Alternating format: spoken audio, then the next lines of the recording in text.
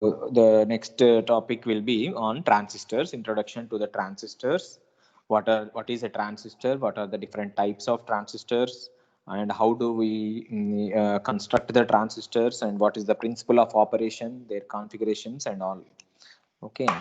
So, a transistor was invented in 1947 by three people together: John Bardeen, Walter Brattain, and William Shockley, okay, at Bell Laboratory in America.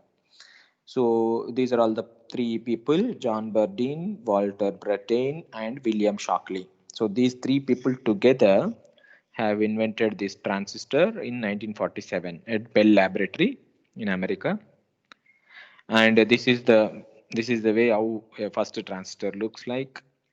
And these three people together was awarded Nobel Prize in Physics in the year 1956 for their research on semiconductors, and finally they have discovered the transistor. So for the discovery of this transistor, these three together have received the Nobel Prize in Physics in the year 1956.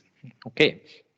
So these three are very popular and very for electronics and communication engineering. So the transistor is very important component. So these three people have invented that. Therefore, we do keep remember these three people, and we do recollect them, remember them, so that all that electronics and coming innovations are derived from the semiconductor physics, and the first invention of the transistor. Okay. So that is about the transistor invention. Then what actually transistor is? It is a semiconductor device. It is a semiconductor device which is used as an amplifier or an electrically controlled switch. So the main applications of the transistor are: it is used as an amplifier or it is used as a switch. So these two are the most important applications of the transistor. So they are working either as an amplifier or as a switch. So depending upon the way how we bias the transistor, so it may act as a amplifier or it may act as a switch. So the two important applications of the transistor are amplifier and switch.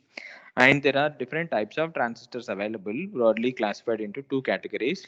They are unipolar transistor and bipolar transistor. Okay.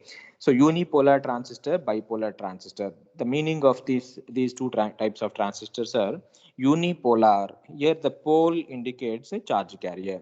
Okay. Here the pole is nothing but a charge carrier. Charge carrier is nothing but, it may be either a electron or hole. Okay, these two are the charge carriers in semiconductors. So in the name unipolar transistor, bipolar transistor, the meaning of pole is a charge carrier. The charge carrier nothing but either electron or hole. Okay. So unipolar nothing but, uni means one, bi means two. So if only one type of charge carrier is responsible for the conduction of the current, then that type of transistors we call it as unipolar transistors. Okay. In unipolar transistor, the current conduction is only due to one type of charge carrier.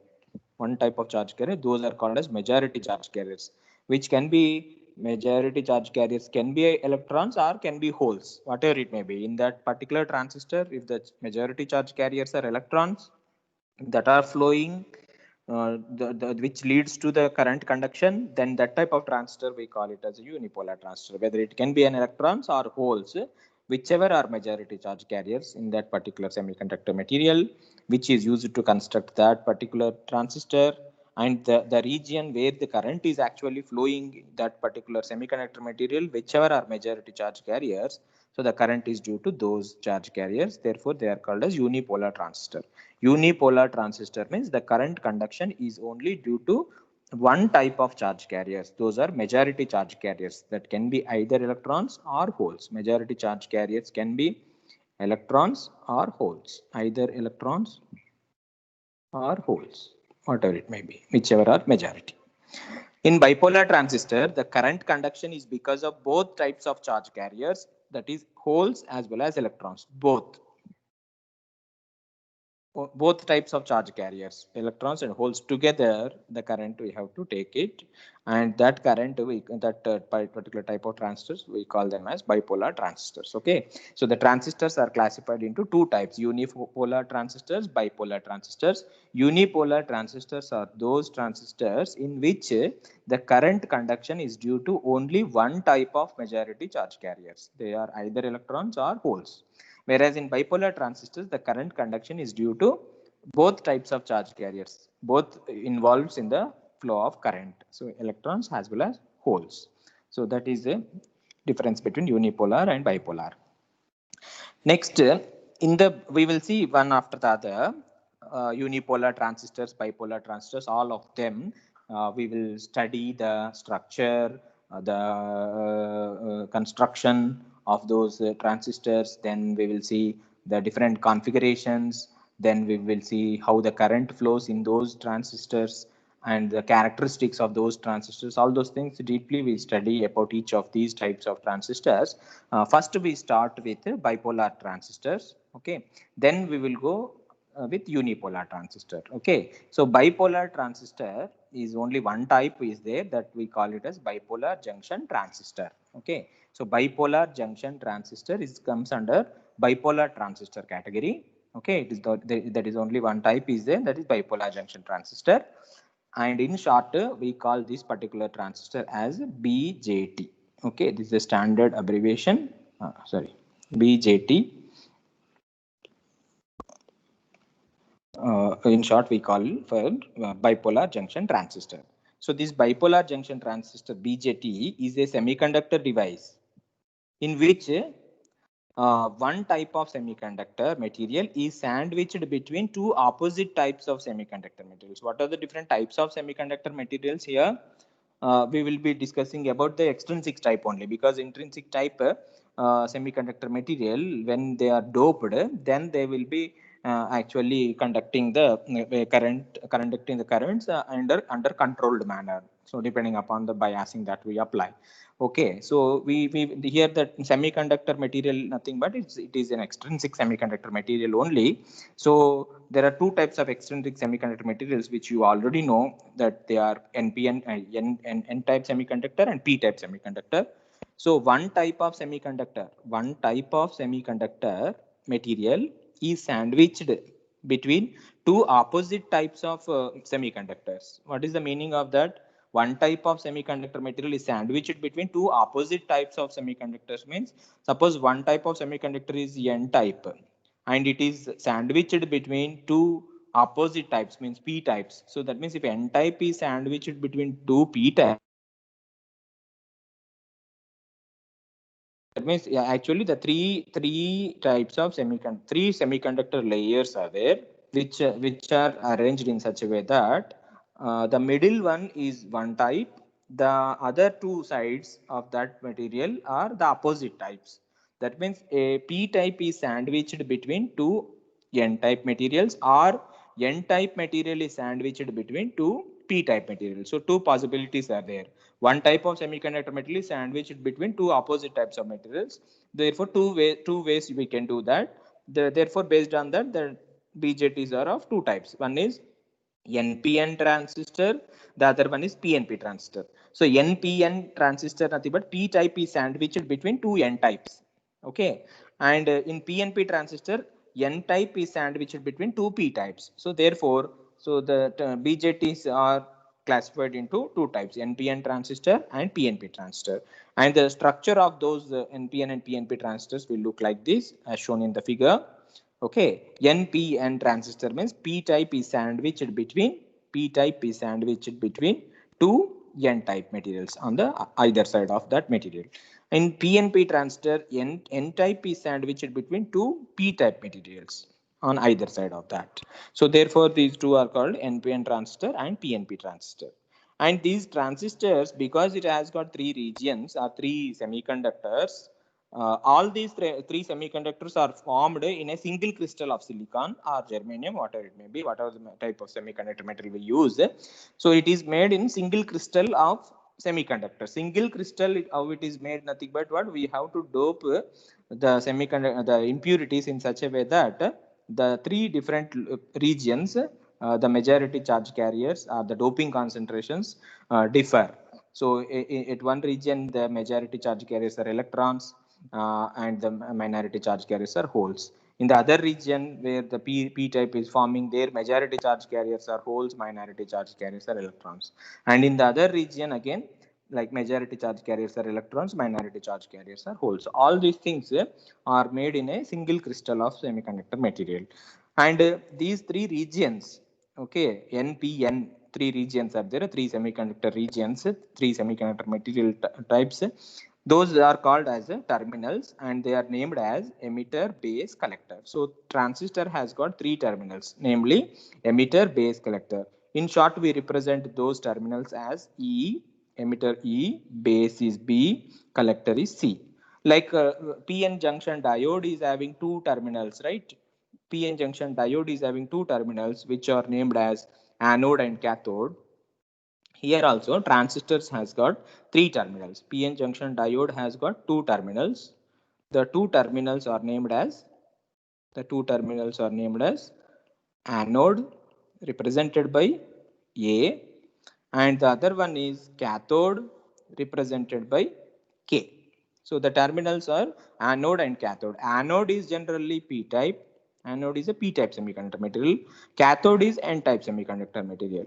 So PN junction diode has got two types of semiconductor materials, P type and N type. Both are brought in contact with each other so that a junction is formed between these two types. That junction is called PN junction diode. So PN junction diode has got two terminals, anode and cathode. Like the way, if the NPN three regions are brought in contact with each other so that two junctions are formed here. In case of PN junction diode, only one junction is there between P type and N type. But whereas in case of BJT, bipolar junction transistor, there are two junctions are there. Two junctions are, one is between the emitter and base, the other one is between base and collector. So these two junctions, this is one junction, this is another junction. So between two types of materials, if there is a junction, then we call that as a, if it is between N type and P type, here between emitter and base is there. So if it is between emitter and base, we called that as emitter base junction. Or simply, we can even call this as emitter junction, because base is common for both junctions. Base is sharing material between two junctions, this side and that side. So this can also be called as this emitter base junction can also be called as emitter junction, represented by J suffix E. So J suffix E nothing but it is J stands for junction, E stands for emitter. Okay, it is a emitter junction. Similarly, collector base junction is called as collector junction. So collector side the junction, emitter side is one junction, but this junction is forming with emitter and base, therefore emitter junction or emitter base junction. Collector and base, therefore we can call it as collector junction or collector base junction. Base is common for both the junctions. So these two are the junctions. And three terminals are named as emitter, base, collector. In short, we represent them as EBC. So this is emitter, this is base, the middle one is base, the right side one is the collector. So emitter, base, collector, the middle one is always base, the left side is emitter, right side will be collector. So the same way for PNP transistor also, emitter, the base and the collector. Okay, so three terminals are there. So if in the PN junction diode, if there are only two terminals, anode and cathode, so between this anode and cathode we apply biasing. Biasing nothing but connecting a battery. So that means the terminal voltage is only one in case of a PN junction diode. Terminal voltage is one. But here, if there are two junctions are there and three terminals are there, then I can connect a voltage between emitter and base. A battery can be connected between emitter and base, and another battery can be connected between collector and base, because it is having three terminals and one terminal is the middle one is a base terminal. Okay, and across the junction, if I want to apply, two junctions are there. Two junctions are there. If I want to apply the voltage across these two junctions, how I can connect the battery in the circuit? One battery I can connect is between emitter and base to the emitter junction, and another battery I can connect it between collector and base to the collector junction. So if there are three terminals are there, two junctions will be there. For each of these two junctions, I have to apply the bias. Bias nothing but the voltage, the battery. Okay. So now this biasing, if I want to apply, two junctions are there. Then between emitter and base, I have to connect one battery across the junction N and P. And between collector and base, I have to connect one more battery for the junction, collector base junction between P type and N type. Okay, between base and collector. So therefore, how many terminal voltages that can be applied here? Two junctions are two, terminals are three. So how many terminal voltages that I can apply? Terminal voltages. That is nothing but biasing. Biasing. So I can apply two terminal voltages. Okay, two terminal voltages I can apply. So number of terminal voltages are two terminal voltages. Two batteries I need to connect. Two batteries or two batteries.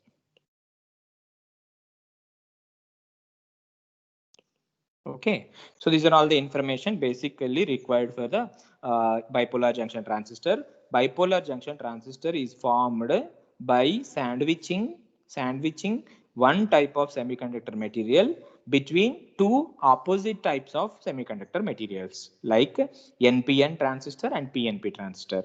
In NPN transistor, P type is sandwiched between two N types. In PNP transistor, N type is sandwiched between two P types. Hence, there are two types of BJTs are NPN transistor and PNP transistor. In both the types of transistors, NPN or PNP, the transistors are having three terminals. They are named as emitter, base, collector. In short, they are represented as EBC, emitter, base, collector. And these transistors have got two junctions. Two junctions are named as emitter base junction, which is also called an emitter junction, and other junction is collector base junction, which is also called as collector junction. Okay, because two junctions are there, so if I want to bias these two junctions to operate them in forward bias or reverse bias, like what we have done in PN junction diode, we need to connect a battery across those two junctions. So if there are two junctions are there, the junction is between emitter and base, then I have to connect a battery, one battery, such that this emitter base junction either may be forward biased or to be reverse biased. Okay, so that is the way we have to connect the battery.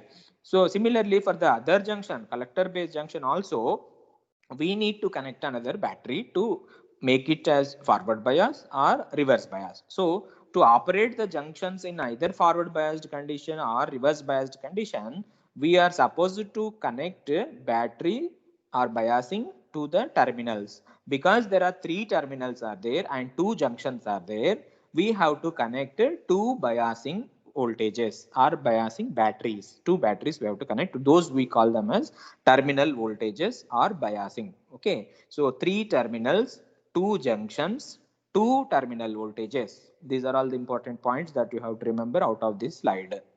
I hope you understood.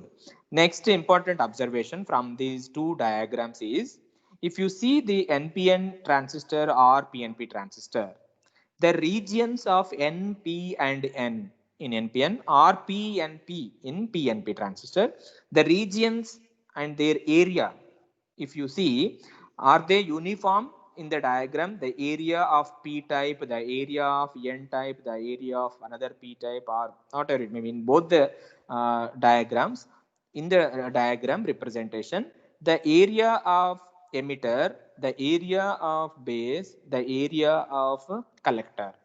These three are different.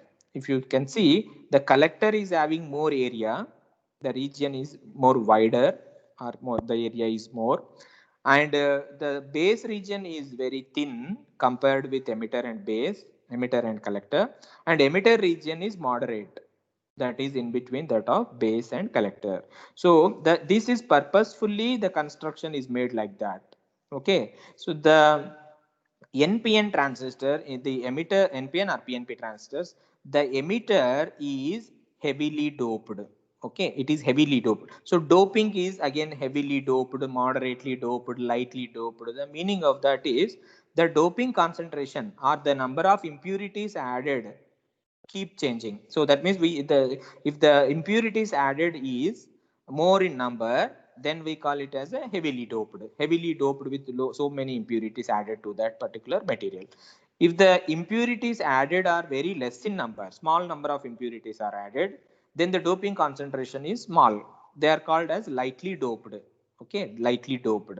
And in any semiconductor material, it is moderately doped compared with other regions like emitter and base.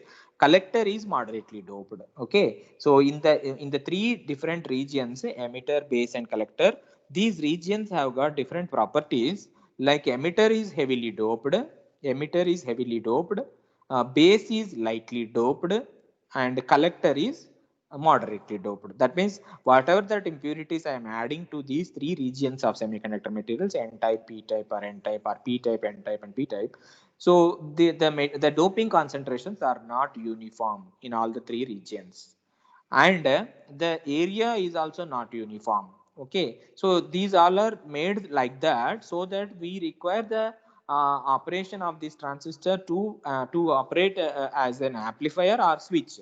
So based upon the application why this transistor is used, so if I want to use this transistor as an amplifier or switch, how this transistor has to be constructed, how the doping levels of these three regions should be, and all those things by keeping in consideration. So this emitter is heavily doped, base is lightly doped, collector is moderately doped with respect to doping concentrations, and the base is very thin, collector is having more area, and emitter is having moderate area. Okay, so this region also is purposefully made the areas like this, so that while seeing the operation, you will understand why actually the doping concentrations are varying, why these regions are made with different widths or with different thicknesses and thinness. Okay, so this is all the about the bipolar junction transistor terminals, then types of transistor BJTs, then how many junctions it has got, and what are the terminal voltages that we need to apply. Okay, next. Now the same thing is written here. Emitter is heavily doped.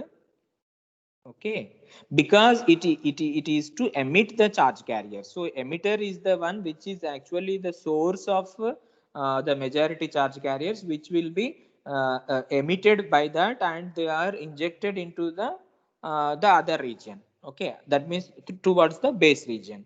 So this emitter is heavily doped because from there actually the electrons are emitting, and it is passing towards the collector through base region. Okay, so the name itself, the terminal is named like emitter because it is emitting the majority charge carriers. So the majority charge carriers is emitted by the emitter after applying the biasing voltage.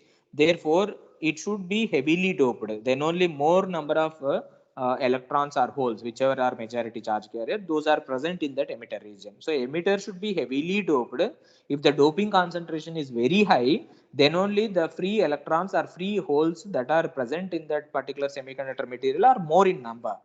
So we require many majority charge carriers in the emitter region, so that those are emitted and transferred from emitter region towards the collector region through base region. So it is passing the electrons or holes which are majority charge carriers are emitted by the emitter region, and they are moving towards the collector through base, because between emitter and collector there is a base in between. So electrons or holes which are emitted by the emitter region, they are moving towards the collector region, and that they are, while they are moving from emitter to collector, they are passing through base region. So if the base is very thin, then it will become very easy for these charge carriers which are emitted by the emitter region to pass into the collector region. Okay, so the collector is nothing but which collects the majority charge carriers, emitter is nothing but which emits the majority charge carriers, and base is just a medium path between emitter and collector, which allows to pass through the base region. And this base should be made very thin, and it should be lightly doped because, and base is of opposite charge, oppositely doped region. because emitter is N type, base is P type, collector is N type. Or if emitter is P type, base is N type, and again collector is P type. So the middle region is opposite type of semiconductor. So emitter is N type. Suppose emitter is N type, base is P type, collector is again N type. So N type region will emit which type of charge carriers? Electrons. So those electrons which are emitted by the emitter are moving towards the collector through a base region. So but base is having holes. So these emitted electrons emitted by the emitter region, when moving through the base, some of these electrons are occupied or recombined with the holes in the base region, because base is P type. So some of them will recombine, and it is made very lightly doped, because the recombination of electrons emitted by the emitter should be less in number, which will be losing in the base region without going into the collector region. Suppose 100% of electrons are emitted by the emitter region, then out of 100%, maybe 5% or less electrons are recombined with the holes in the base region, and remaining 95% are going into the collector region. So 100% of charge carriers in the emitter region, out of that 5% are recombining in the base region, and remaining 95% are going into the collector region. If you see this percentage wise of charge carriers, emitter is having 100%, means heavily doped, therefore more number of charge carriers should be present in the emitter, and out of those electrons, the some of them are recombining with the base with the holes, because base is of P type in NPN transistor. Then the 5% are recombining because that is of lightly doped. So the 5% of holes are only present in the base region, and whatever 100% of electrons emitted by the emitter region, out of which 5% are recombined with the holes present in base region, and remaining 95%, because of the base is very thin, therefore they can move towards the collector region, because this all movement is because of the electric field that is created across the junctions. So this because the electric field is very high, so that this large number of carriers are moving towards the collector region. So the very thin base region will not obstruct or will not create any obstacle for the flow of charge carriers. It will lose some of the charge carriers because of the recombination in the base 5%, because of it is lightly doped, only 5% or less than that it will be recombined. Remaining all will be collected in the collector region. So now if you see, emitter is emitting 100%, base is recombining with 5% or less, and remaining 95% or more are collected by the collector region. So the emitter is emitting, collector is collecting the charge carriers, and base is just passing through the emitted carriers from the emitter towards the collector. And the base, because it is lightly doped and very thin, it is able to transfer to the next region, and it is lightly doped, therefore there will be small amount of recombination of charge carriers takes place in the base, therefore remaining all will go into the collector. Okay, so emitter is heavily doped. So for this purpose of operation, like 100%, then base is 5%, then collector is 95%. So this type of operation it has to happen. That is the reason why emitter is heavily doped and base is lightly doped, collector is moderately doped. And because collector is collecting all the charge carriers emitted by the emitter region, so the area of the collector should be more. Therefore, hence the area of cross section of the collector is more compared to emitter, and base is just a middle region which will not actually create any obstacle to the flow of majority charge carriers emitted by the emitter and going towards the collector. So therefore it should be made very thin, such that it should not create any breakage in the flow of charge carrier. So it will just allow to pass through, because of majority charge carriers as well as high electric field. So therefore base is made very thin in the middle, and emitter region is moderate compared with base region and collector region. So emitter is heavily doped. Finally, what I can tell from this slide is, emitter is heavily doped, base is lightly doped. Okay, lightly doped. Then collector is moderately doped. And out of the three, the base region is made very thin, and collector region is having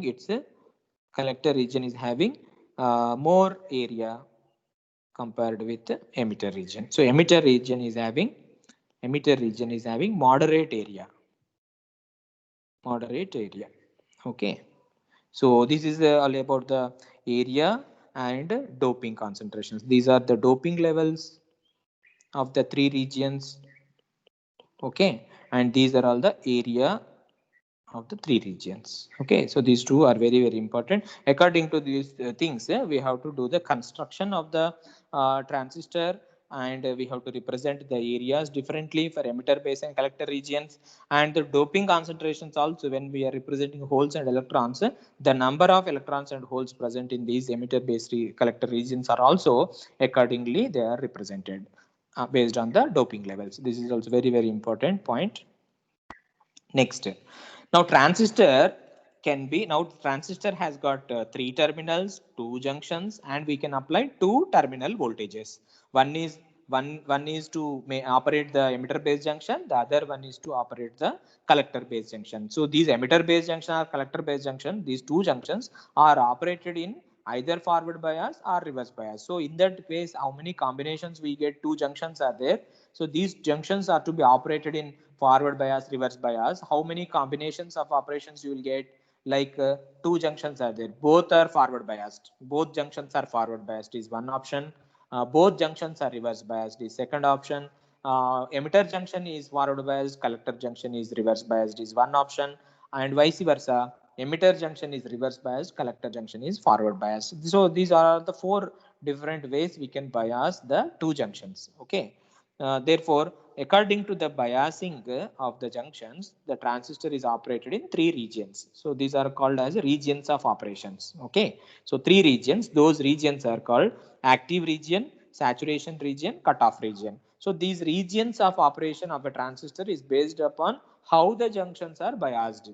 Okay, how the junctions are biased, whether they are forward biased or reverse biased, which junction is forward biased, which junction is reverse biased, all those things we have to look into. So based upon that, the transistor is operated in three regions. Those three regions are active region, saturation region, cutoff region. Okay.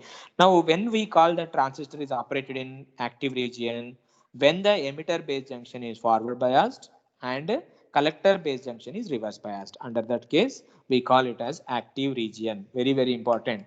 So when a transistor is biased in such a way that biasing nothing but what? Connecting batteries.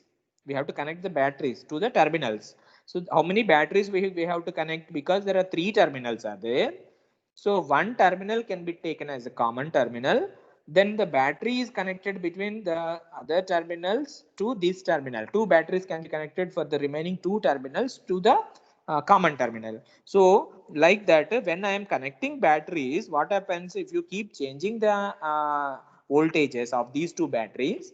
Then there is emitter base junction and collector base junction may be operated in the forward bias or reverse bias. So like that, four combinations you have got. Both forward, both reverse. One is forward, the other is reverse, and vice versa. Okay. So like that, when we are changing the biasing voltages across these two junctions, then these two junctions will be changing its biasing conditions, like they are forward biased or reverse biased. Suppose if the emitter base junction is forward biased, and collector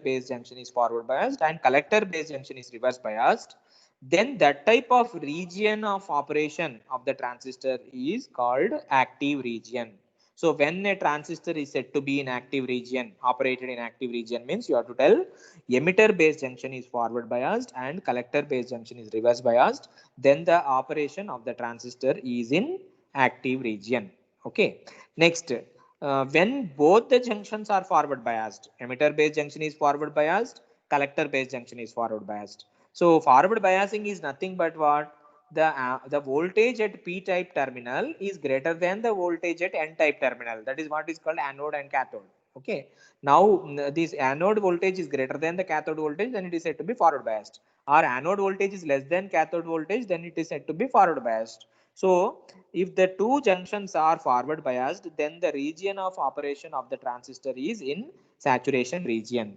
This is very, very important. Both are forward biased is saturation region. Next, both the regions are reverse biased. Both the regions are reverse biased. Then what happens? It is called as a cutoff region. Cutoff region. So both are reverse biased cutoff. Both are saturation is forward.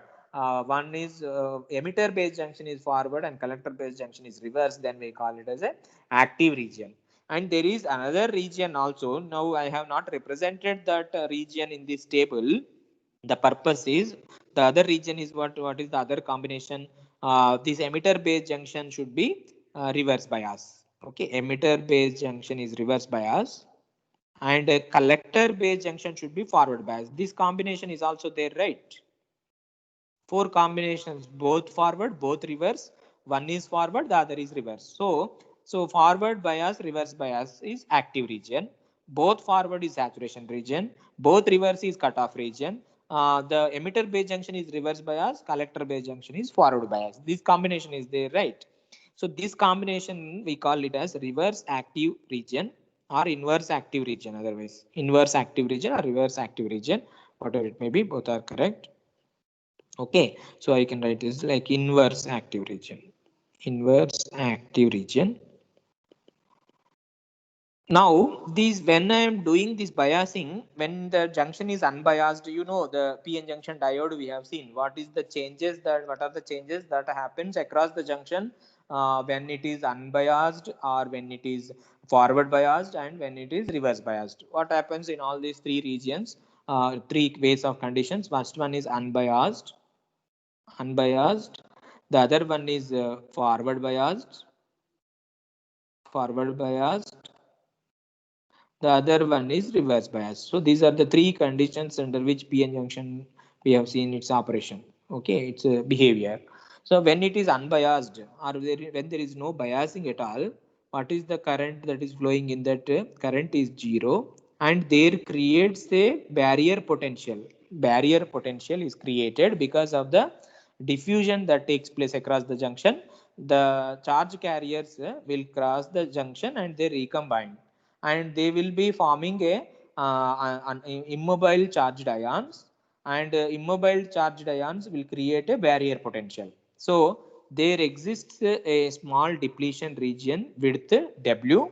Okay, there exists some depletion region width, and as well as there exists a barrier potential. So the current that will be flowing in the unbiased region, unbiased nothing but what I am not connecting any voltage, any battery is not connected.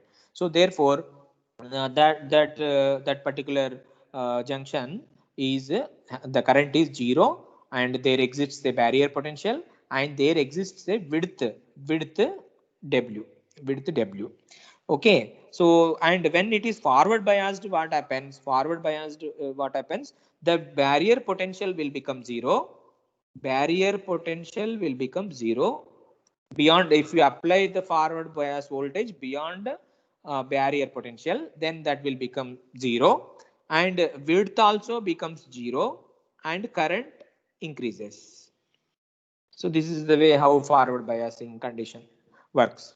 Now, when it is reverse biased, what happens? Barrier potential increases, width increases, and when barrier potential is increasing, width is increasing, current is equal to the reverse saturation current or very small current that will be flowing in the reverse bias. So these are all the operations of the PN junction diode under unbiased condition, forward biased condition, reverse biased condition. The same thing will happen even in PN junction, PNP transistor or NPN transistor, because these junctions are also PN junctions only. Okay, emitter based junction, if it is emitter based junction is there, emitter based junction is in case of NPN transistor, emitter based junction is NP. It's an NP junction or PN junction. Even in case of PNP transistor also PN. That means these two junctions are also PN junctions only. Therefore, those are also behaving the same way how the PN junction diode behaves under unbiased condition, forward biased condition, reverse biased condition. So in these three conditions, what will be the width of the depletion region and how much barrier potential exists across the junction, how this barrier potential becomes zero, how this barrier potential increases, all those things you know. Okay, and when the current is zero, when the current increases, all those things also you know. The same way here also two junctions will be operated. So we have to visualize how these two junctions are behaving under unbiased condition. Under one is forward bias, the other one is reverse bias, or both are forward bias, both are reverse bias, or vice versa, whatever it means. So when this emitter base junction is forward biased, what happens? The current flows in the emitter base junction because it is forward bias. Forward bias means large amount of charge carriers will pass the junction and current will be flowing.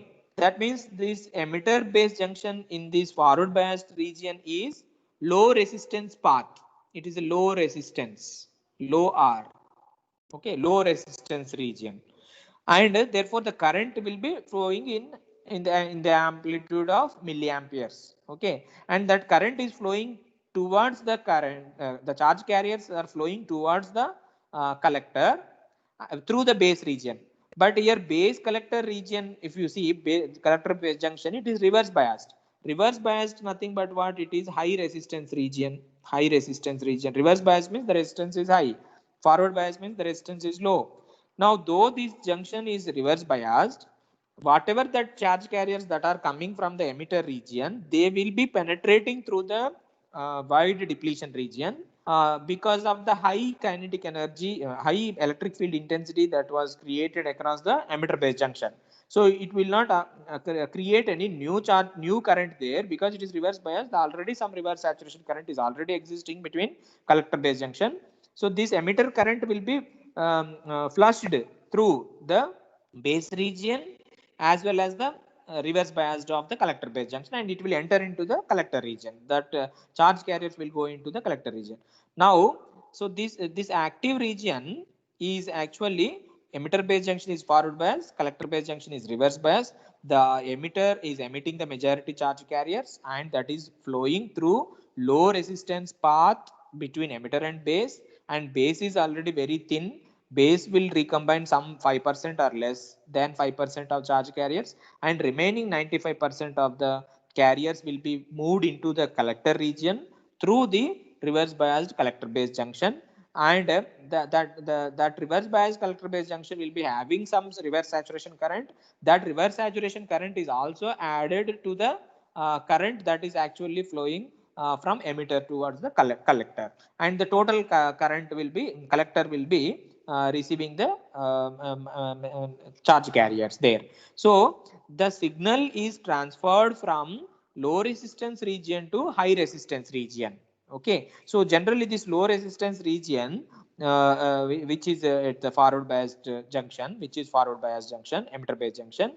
So the charge carriers are flowing from this emitter base junction or from the emitter region towards the collector region. When it is charge carriers are flowing from emitter to collector, it is passing through emitter base junction, which is low resistance region, then base region, which is very thin, then high resistance region, which is because of reverse biased collector base junction, and it is finally entering into the collector region. So the output current now we will see in the collector region as IC. Collector current is IC.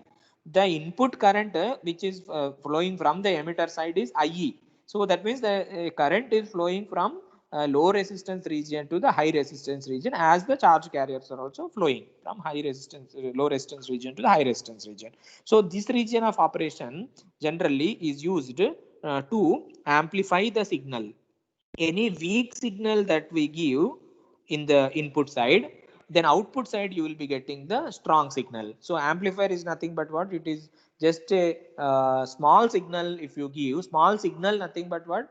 The it can be an audio signal with low volume, and it is increased with a gain, high gain, and you will be getting a louder voice at the output. So that's what we call it the amplifier. The gain is multiplied, maybe made 10 times, 50 times, 100 times, depending upon the amplifier gain. It will be converting a small signal into the large signal, small signal to the large signal, and the small signal is transferred to become large signal through a low resistance region to the high resistance region. So and this region of operation, when the emitter junction is forward biased and collector junction is reverse biased, that region of operation is called active region. And in this region, the transistor is used as a is acting as a amplifier, and its application in this region, I am telling it, this is the application in this particular region is it acts like an amplifier. And if you see the name of the bipolar junction transistor, this is also very important. We have got bi, okay, we have got polar. You know what is the meaning of bipolar, because the polar means charge carriers, bi means two types of charge carriers. So two types of charge carriers, this bipolar means two types of charge carriers, and the same bi, the current conduction is due to two types of charge carriers. The two types of charge carriers are electrons as well as holes. And the same bi is applicable for junction also. So this bi is the term which is common for both polar as well as junction. So bipolar means the current conduction is due to electrons and holes, therefore it is bipolar. And the same bi is applicable for junction also. So bijunction is because it has got two junctions. Two junctions. Those two junctions are emitter junction and collector junction. So this bipolar means it is because of two types of charge carriers, current is flowing. And this is by junction also. So two types of junctions are there. Two junctions are there. They are emitter junction, collector junction. Therefore, it is again bi is applicable for both polar as well as for junction. So bipolar junction is nothing but it current conduction is due to two types of charge carriers, and it has got two junctions, emitter junction and collector junction. Next, coming to the word transistor, this transistor word is actually derived from two terms. One is transfer plus resistor. Okay, transfer plus resistor. So it has got two terms, transfer plus resistor. So in this transfer word, trans is taken, and from the resistor, ister is taken, and these two are combined to give the name transistor. Okay. Now, why actually this transfer plus resistor is a signal, a small signal. I'm writing here at active region. Small signal is transferred. Small signal is transferred from low resistance region. Low resistance region is what? Emitter base junction. To high resistance region, which is called collector base junction. That means from emitter to collector through this low resistance region to high resistance. Why I am calling it as low resistance region, high resistance region? Low resistance region because of the forward bias. If any junction is forward biased, then that offers a low resistance because the current is more, current is large. And the junction which is operated in reverse bias, it is having wider depletion region, and the current that will be flowing will be very less due to that biasing. But if any other current is coming from other region because of high electric field, then that may pass. But because of that electric field created across that junction, the current is reverse saturation current. So that region is high resistance region. So that means a small signal is transferred from low resistance region to high resistance region, and it is converted as a large signal. Finally, you are getting at the collector is a large signal, and in this process you will be getting some gain, and that application we call it as amplifier, and the region of operation is called active region. And because it is transferring small signal through or from low resistance region to high resistance region and converted into a large signal by providing the gain by the transistor. Therefore, this is the named as transistor as transfer plus resistor. Transfer of small signal from low resistance region to high resistance region and converting it into large signal, which is acting like a amplifier. So with that operation, with the procedure, how the process has taken place, the transistor is named as transfer plus resistor. The two terms together, transistor was made. So that is the name of the bipolar junction transistor. So each and every word has got some meaning in that. Bipolar means two types of charge carriers are responsible for the flow of current. Okay, if n-type and p-type NPN transistors are there, NPN transistors does not mean they have got only electrons in emitter, holes in base, and electrons in collector. They have got even minority charge carriers also. If majority charge carriers are flowing in one direction, minority charge carriers will flow in the other direction. So both constitutes the current. Okay, in a semiconductor material, it has got majority charge carriers and minority charge carriers. Both will be flowing in opposite direction because electrons will flow in one direction, holes will flow in other direction. In each of these semiconductor materials, NPN or PNP, both types of charge carriers are there, majority as well as minority, and those are flowing in the opposite directions, and they are even crossing the junctions also. So that means at any point at any intersection point or at any cross sectional view of the transistor, if you see, the current is because of the two types of charge carriers which are flowing opposite in direction to each other.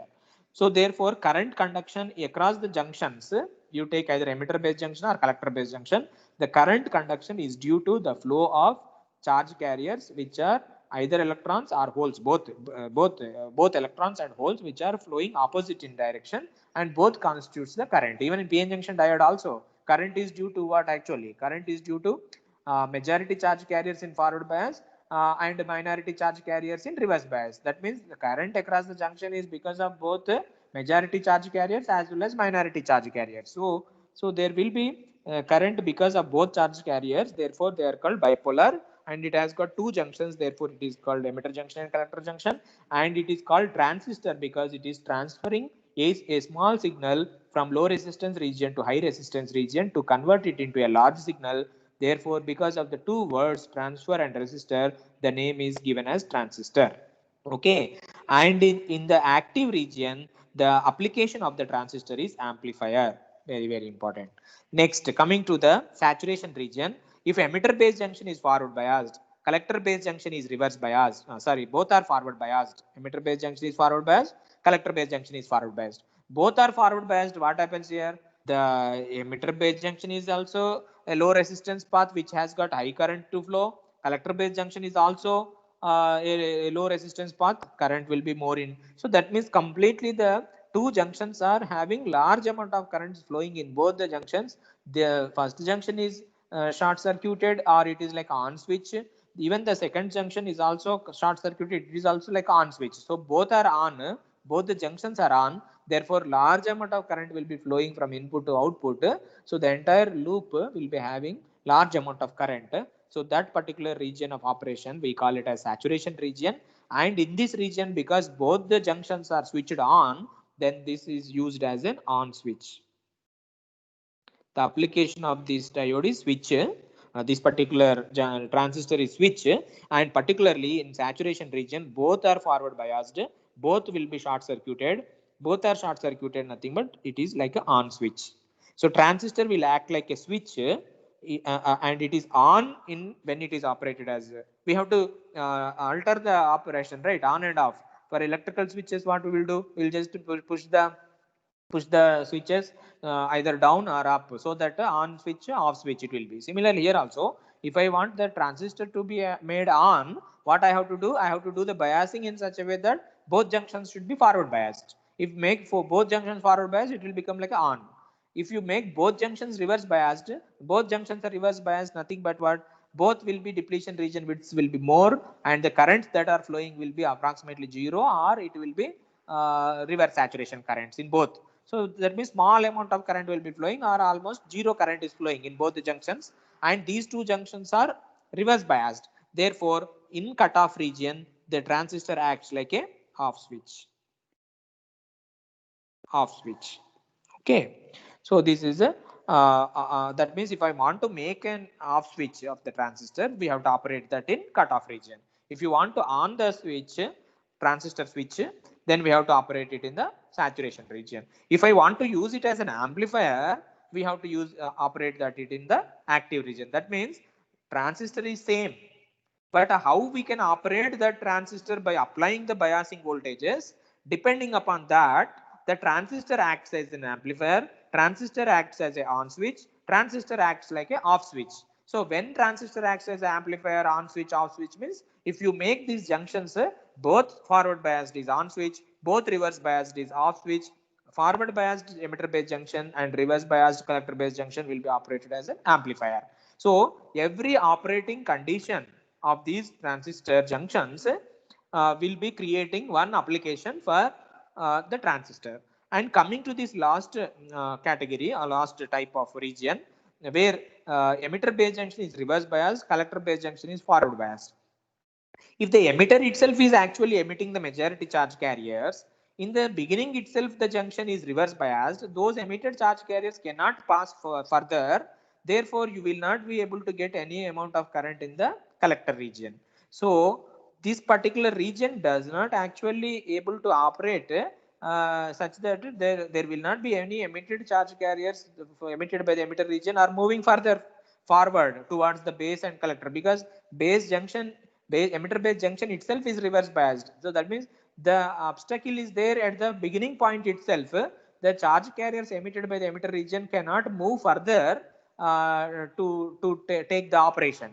Therefore, this particular region of operation we call it as inverse active region, and we don't find any application in that particular region because there is no flow of current at all. If there is no flow of current charge carriers, there is no flow of current at all, or if the input is not even transferred further to the output side, then it is of no use. Therefore, this does not find any application. So there is no application in this particular region because the current is charge carriers are not allowed to pass from the emitter itself, because the emitter junction region itself is reverse biased. Therefore, the charge carriers cannot start movement. Therefore, current will not flow. So there will not be any case like an input is transferred to the output for the change in gain or whatever it may be. Therefore, we will not find any application in this region. That's why we did not consider that particular biasing of reverse biased junction, emitter based junction, and forward biased collector based junction, which is called as inverse active region. But we don't find any application in this particular region. Therefore, we will not operate the transistor in this region. Okay, though there are 4 different conditions exist, but we are having application of the transistor only in 3 regions: amplifier, on switch, and off switch, and we don't find any application in the inverse active region. Therefore, we did not consider that particular region. Okay, because you don't have any application. Application will be there provided if there exists flow of current, or completely there is no flow of current, but one junction is reverse biased, one junction is forward biased. So output you are getting something, input is something, and this input is and output there is no correlation, or there is no transfer of signals and all those things. Therefore, we did not find any application in this particular region. Therefore, it may not be operated in this region. Okay, these are all about the regions of operation. And the transistor can be used as switch. Now you understood how the transistor can be used as switch. So you can tell, if I want the transistor to be operated as amplifier, what I need to do.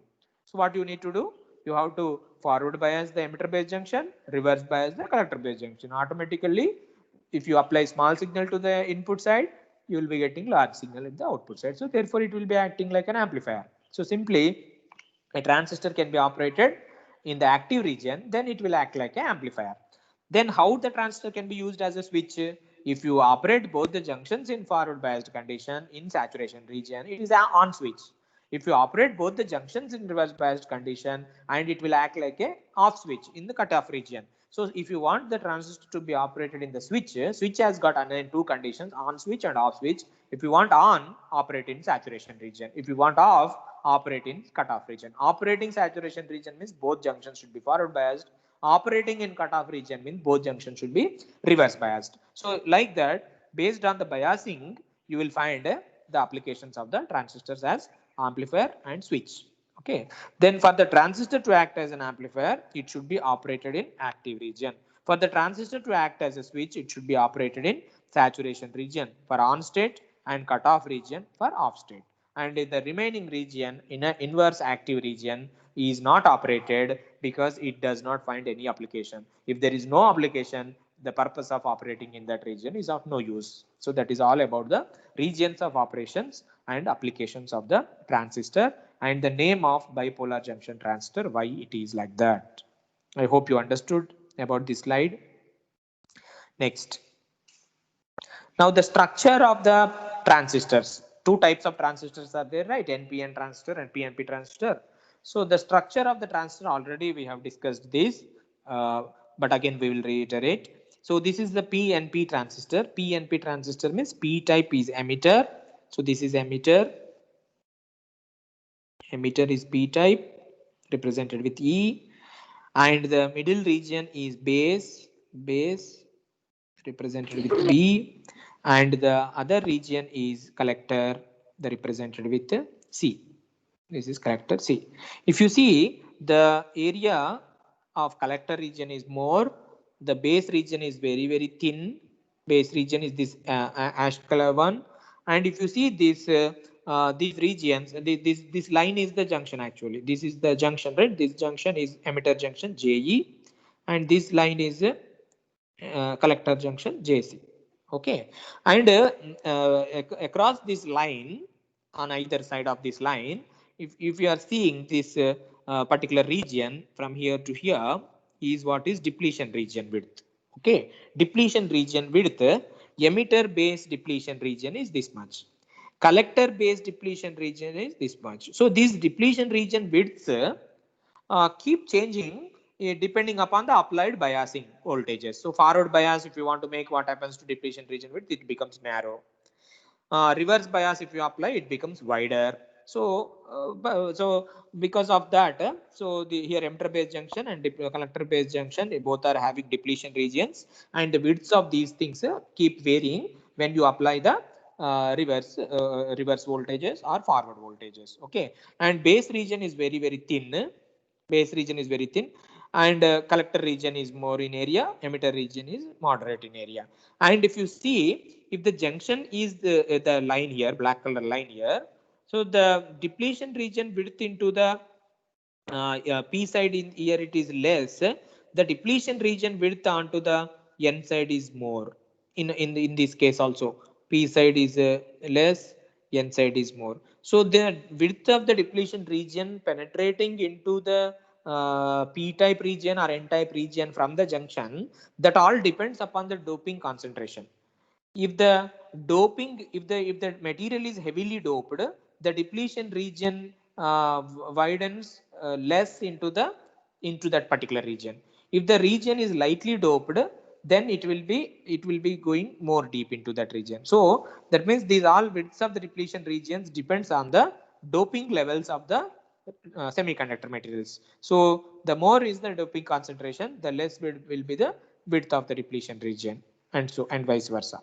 Okay, so this is all about the construction or structure of the PNP transistor. So PNP transistor is having two junctions, emitter junction, collector junction, and PNP transistor, emitter is P type, collector is P type, base is N type, and it has got junctions with the depletion regions, and these depletion region widths keep varying depending upon whether they are unbiased or forward biased or reverse biased. So reverse bias width increases, barrier potential increases. Forward biased width decreases, barrier potential decreases. And for unbiased condition, there exists some barrier potential as well as depletion region width.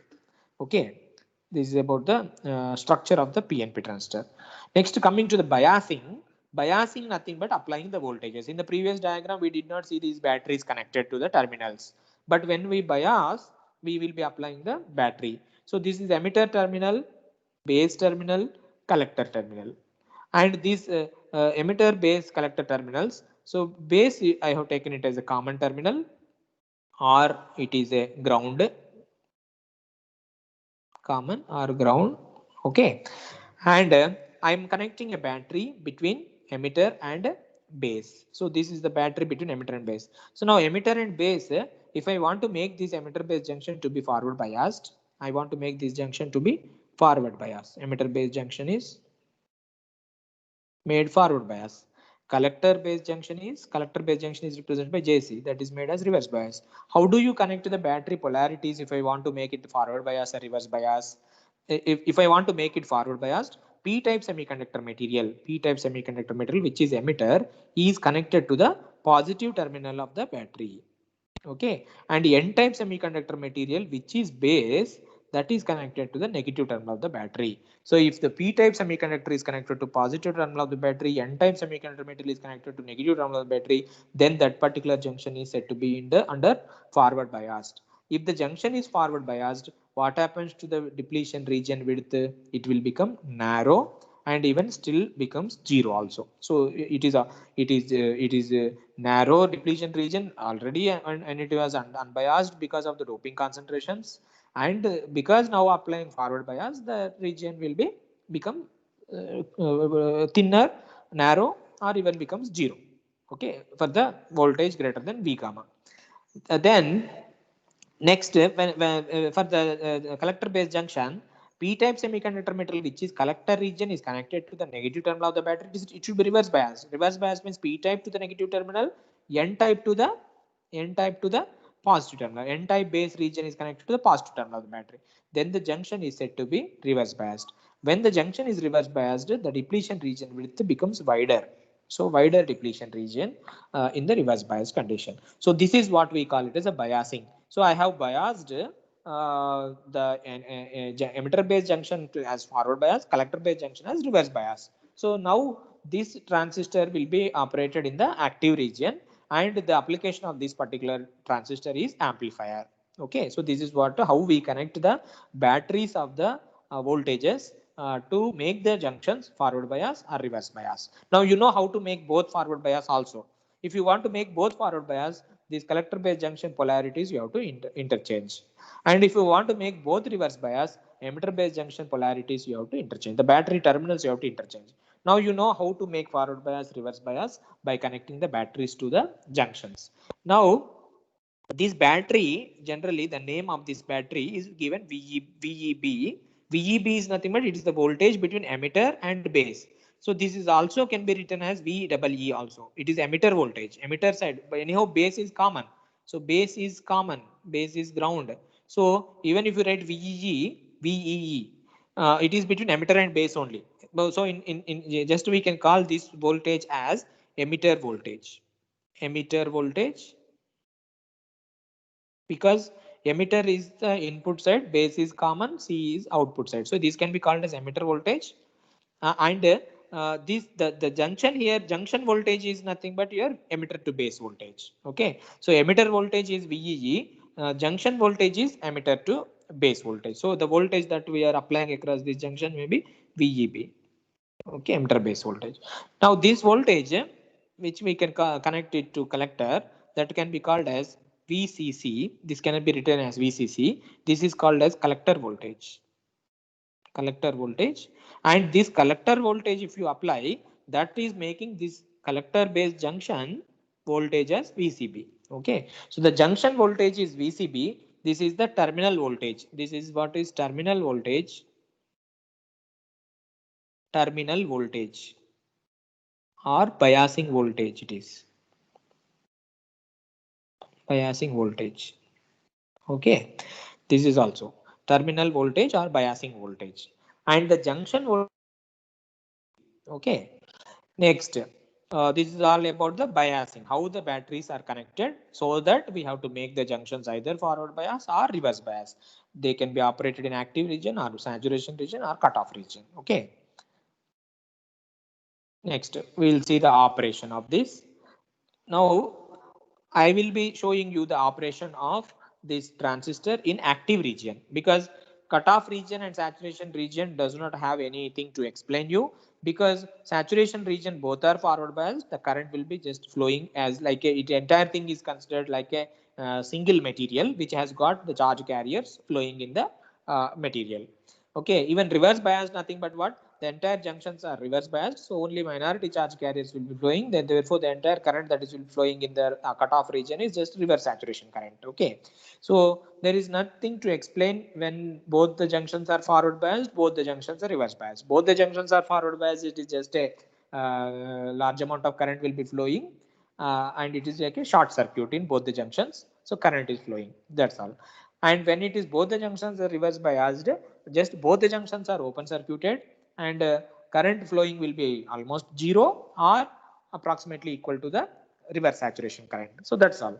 But now when one junction is forward biased, the other junction is reverse biased, that is operated in the active region, there is some difference is there, where you have to observe how much is the current flowing in the emitter region, how much is the current flowing in base region, how much is the current flowing in the collector region.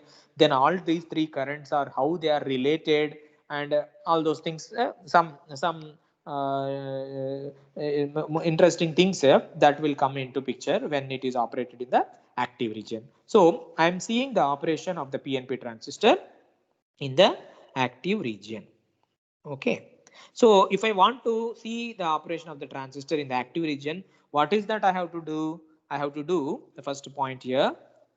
What we have to do here, active region nothing but what, emitter based junction should be forward biased, collector based junction should be reverse biased. So first condition is emitter based junction should be made forward biased.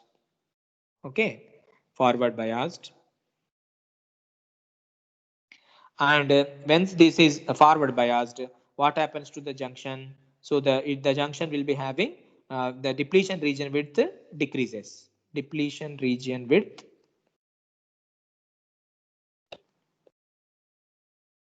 decreases. Is it not happens like this? When the emitter based junction is forward biased, so forward biased junction, the depletion region width decreases and the potential barrier also decreases. Okay. Now collector based junction is reverse biased. Reverse biased. And what happens to the depletion region widths under this condition? Depletion region width increases. Okay. So the same way it was shown. So this junction is having a narrow depletion region, narrow, and here it is having a wider. So these ash colors, you can see them as a narrow depletion region, wider depletion region, and as you keep increasing these voltages, those this junction, emitter junction will have completely zero depletion region, and collector junction will be having wider depletion region. Okay, so that is about these two junctions. Next is, now what happens here, emitter base junction is forward biased. Now as emitter base junction is forward biased, when I'm writing emitter base junction means JE, emitter base junction is forward biased. Okay, what happens? What happens when it is forward biased? The majority charge carriers, what in the p-type region or what emitter region, majority charge carriers. What are the majority charge carriers in the emitter region? Which is p-type. The majority charge carriers are, in this case, I am writing in the bracket. The majority charge carriers are holes. Okay. These majority charge carriers, which are holes, emitted by the p-type emitter. Okay, emitted by the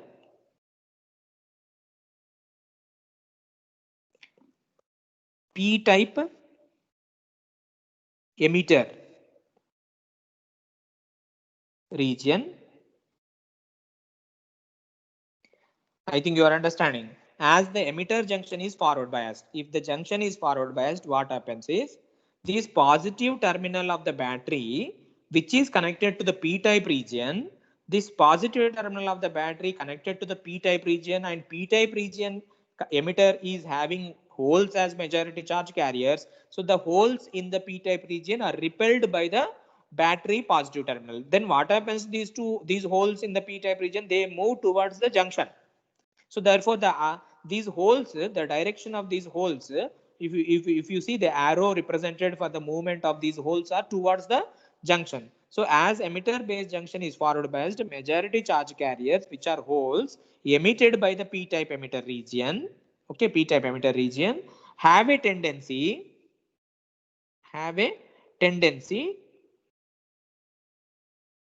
to flow towards where it is flowing, towards the base, base which constitutes, now these carriers are moving right, these holes are moving this side towards the base side. Indirectly what happens to the electrons that will be flowing in the opposite direction, right? The flow of current direction will be always in the direction of the flow of the holes. So the holes are moving from emitter towards the base, therefore that current is represented as, which constitutes, if the carriers are moving, current also moves, so which constitutes emitter current, emitter current represented by IE. Very, very important point. Okay, I hope you are able to see this. As emitter base junction is forward biased, majority charge carriers, which are holes emitted by the p-type emitter, have a tendency to flow towards the base, which constitutes emitter current IE. Is it okay? So the emitter is having holes, emitter holes are moving towards the base. When these holes are moving towards the base, then the current will be flowing in that region. That current in the emitter region is represented by emitter current IE. That's all. That is about this first point. Next. Now what is happening when these holes are moving towards the base? Now in the base we have to see. In base, what is by base is lightly doped, right? Base is of what type? Base is of N type. N type, N type majority charge carriers are electrons. Minority charge carriers are holes. That's why if you see this N type region, N type base region, electrons are more in number, black color. Holes are less in number, therefore only one hole is represented there. You can see because it is lightly doped, one hole is represented, 5 electrons are represented. So electrons are majority charge carriers, but holes are minority charge carriers. Okay, so and that too it is lightly doped. So lightly doped, nothing but what, these electrons are also very less in number, and it is n type N type region. Though these N type region electrons are majority carriers, because it is lightly doped, those electrons compared with the holes present in the P region, that is emitter region, those are very less in number. Okay, very less in number. Suppose 100 holes are moving from P region towards the N region in the base, then N region are having only 5 electrons. Now out of 100 holes, 5 holes will recombine with these 5 electrons, and the remaining 95 holes will be moving into the collector region. Okay, now about the emitter region, it is over. Emitter region is emitting majority charge carriers, which are holes, and they are moving towards the base, which is constituting a current called emitter current. So emitter region part is over. Now we have to discuss about the base region. What is that base region point we have to write? Base region is lightly doped, right? As base is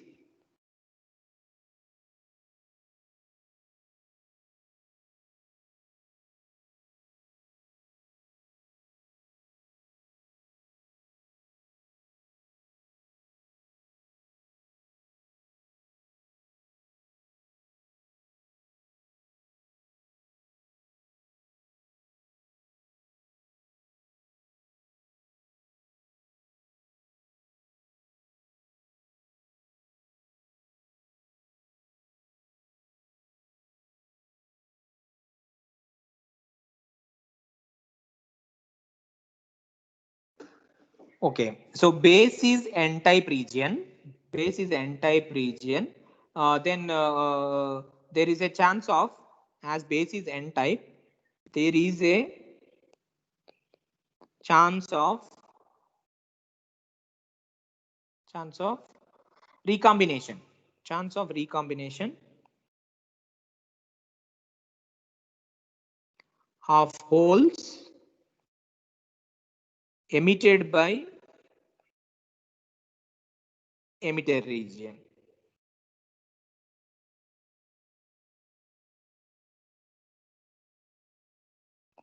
Okay, there is a chance of recombination of holes emitted by emitter region. Now, but the base is very thin. But base is what happens here. But base is very thin and lightly doped. These two are the reasons. By lightly doped, very thin and lightly doped.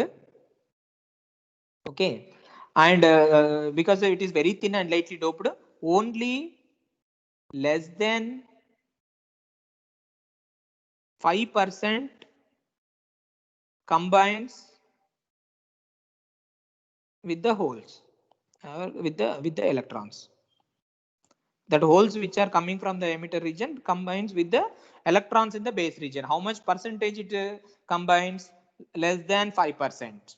Okay, which constitutes, again with this recombination is of 5% is there, no, which constitutes again the current in the base region because of this recombination, which constitutes the base current IB. So what is happening? Holes are coming with large in number from emitter, and in the base region it is n-type region where electrons are there. So how it is lightly doped and very thin. Therefore, less than 5% of the holes which are coming from the emitter region will recombine with the electrons in the base region, and that recombination of electrons with holes will constitute the current which we call it as a base current. Okay, how much of this base current is 5% only? How much is the emitter current? That is 100%. Large amount of current is coming. Next, fourth point. Now 5% are combined. What happens to the remaining 95% of the holes coming from the emitter? Those all are moving into the collector. So what we can write is the remaining 95% of holes, okay, are collected by the collector region and added with reverse saturation current of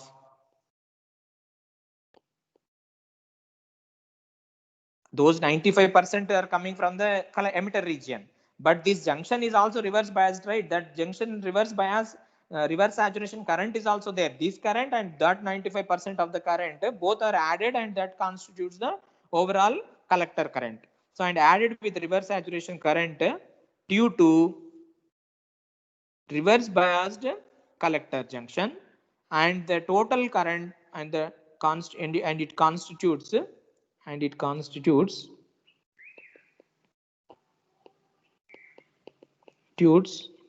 to collector current IC. So that is nothing but what? If you see for the overall operation, 100% of the electrons are coming from the holes are coming from the emitter region. Then out of that 5% are combining with the base region and constituting the base current.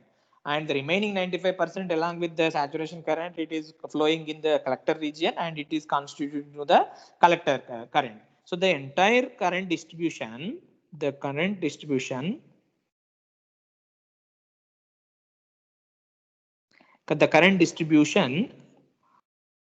in the transistor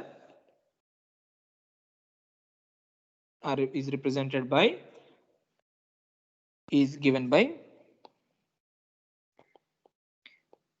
so the holes are coming from the emitter region, right, which is constituting emitter current.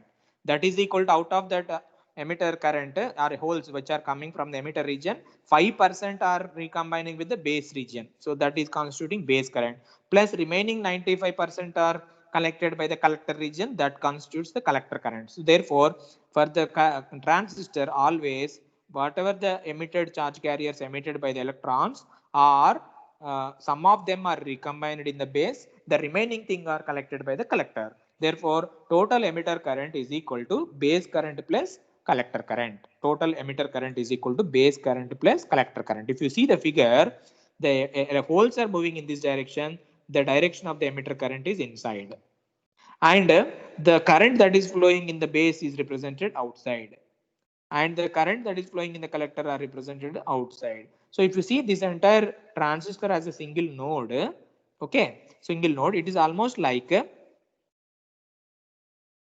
this is emitter, this is base, okay, this is collector. So emitter current is coming like this, which is IE. Base, some recombination is taking place, which is IB, and the remaining is collected by the collector, which is IC.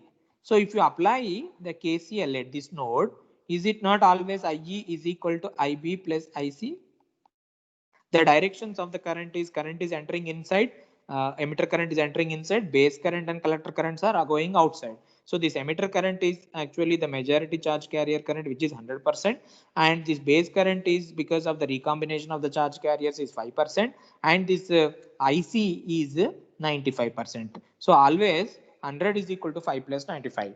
So 100 holes are emitted by the emitter region and moving towards the collector through base region. In that process of movement of holes from emitter to the collector, the 5% or less than 5% are recombined in the base region, and remaining things are forwarded towards the collector region. Therefore 95% or greater than 95% of them are collected by the collector region. So always emitter current is equal to base current plus collector current. So IE is equal to IB plus IC, and this is the operation of the BJT in active region for a PNP transistor.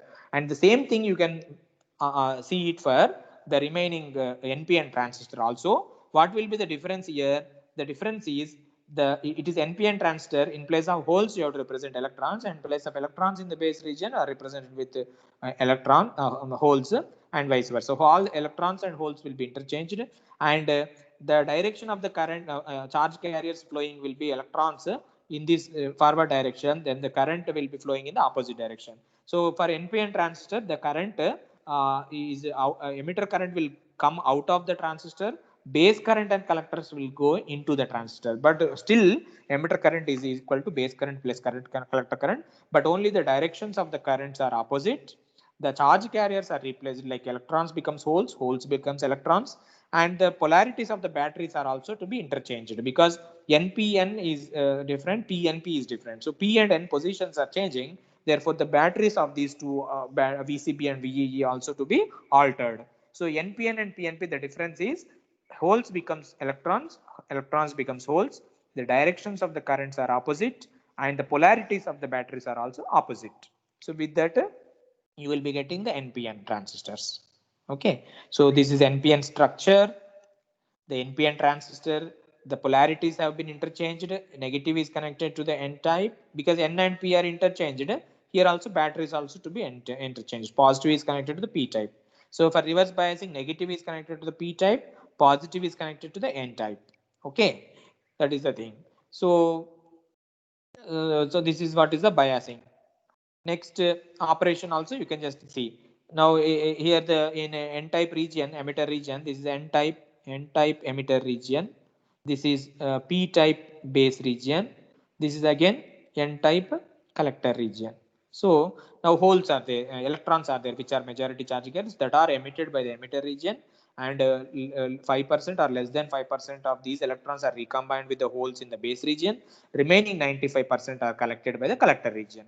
Again, because electrons are flowing in the opposite direction, electrons are flowing in this direction, the current will be flowing in the opposite direction. So here emitter current is coming outside, base current is going inside, collector current is going inside. Always again emitter current is equal to base current plus collector current.